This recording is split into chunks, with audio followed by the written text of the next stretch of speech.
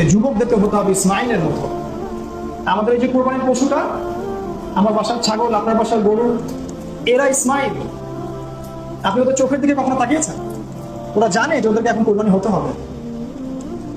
Seriously বলছে, ওরা জানে যে ওদেরকে এখন কোরবানি হতে হবে। আল্লাহ পাক ওদেরকে এটা জানিয়ে দিয়েছে।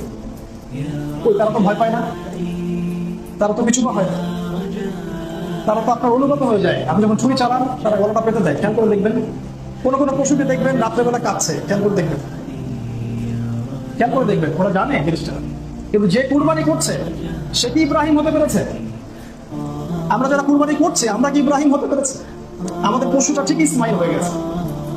আমাদের মা আগে হাজেরা হতে পেরেছে।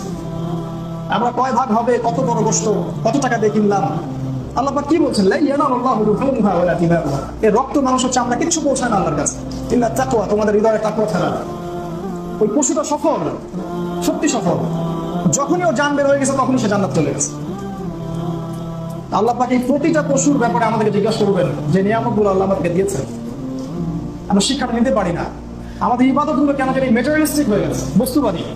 স্পিরিচুয়ালিটি উঠে গেছে, ভিতরে আধ্যাত্মিকত্বটা উঠে গেছে। আল্লাহ পাক আমাদের বোঝার তৌফিক দান করুন।